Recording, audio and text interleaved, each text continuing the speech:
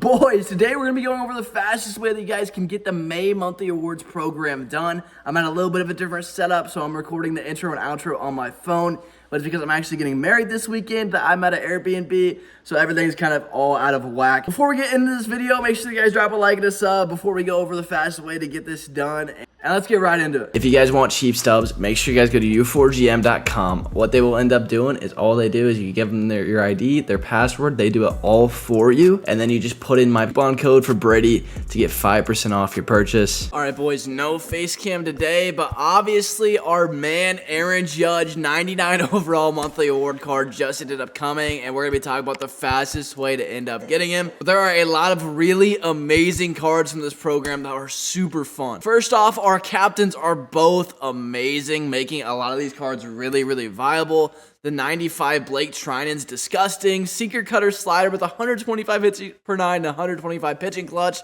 A true captain, one of the best bullpen arms in the game. And you get him for free. On top of how he ends up making the rest of your team with the hits per 9 boost, definitely a must-have for your bullpen. The left field Eddie Rosario card shouldn't be slept on either. Whenever this guy gets paralleled up, and he gets a little bit of a boost with the contact versus left and contact versus right, he gets kind of crazy. Obviously, the card could use a little bit of power, but the 125 clutch and the max contact and the boost you're going to be getting for the rest of your team with a decent fielding in left field, Eddie Rosario definitely gets the job done. On top of that, there's a lot of good 95s that come. Spencer Streer isn't horrible, but pretty balanced stats. Definitely a pretty good bat whenever you're playing Battle Royale. And the bullpen guys are all really good too, with Michael Wacha being a little disgusting with a good pitch mix, and Tanner Scott being a good lefty out of the pen. The 97s are a little bit scary too. You got some good bullpen guys. Felix Bautista with the gross splitter and the heater with max per 9s. He doesn't have the best control numbers, but that's okay because he throws absolute cheddar with outlier, and his slider and splitter look a lot different than his fastball. He can definitely play as a one-inning guy in the bullpen. Eovaldi also is really good. Riley Green is also really good.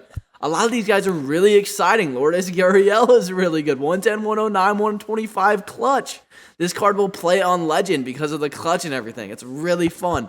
So these cards are all really good. Will Smith even makes a pretty good bat as a catcher. There's not many amazing catchers other than the 95 Carlos Santana.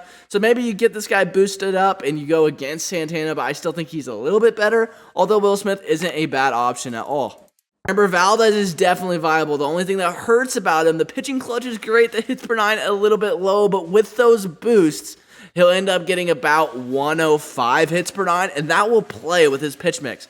Lefty with sinker cutter, not too many of those, and good stamina, good pitching clutch. Like, it's not that bad, and this is definitely viable if he is boosted up with the boost from Trinan. You're going to get some packs along the way, some XP, and even some stubs. Luis Robert is a card that's pretty exciting. The contact versus right is not the greatest.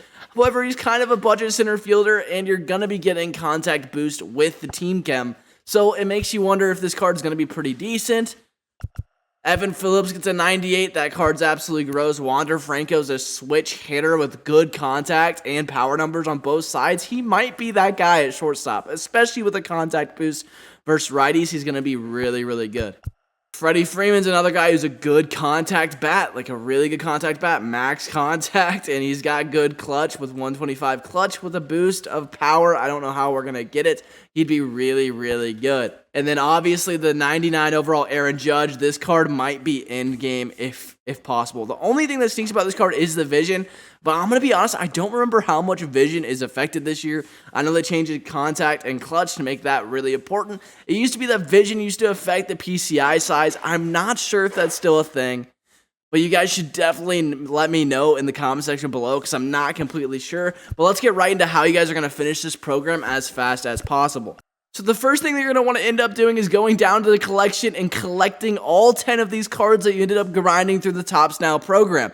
You're going to get 15 for this, and it's going to make this go a lot quicker. As far as the set one exchange, I would not recommend doing this. Some YouTubers are telling you to do this. Do not do this. You're going to just be wasting stubs, and it won't be worth it. But the big way on how you guys are going to be getting all of this XP is going to be through playing the event. You get one per event win, but what is so great about the event is you're going to be able to use all of these new cards that you get and get all of these stat missions while playing the event. So each time you earn a card, you're going to end up putting him on your roster for your event. And so you're going to be grinding parallel XP with them, and then once you end up getting them, you're going to be getting rid of them and going on to the next. So for the Eddie Rosario, you're just going to have to get 200 parallel XP, which will only take you about 3 to 5 games of playing with that player, sometimes less, sometimes more, depending on how many runs you're scoring in your event games.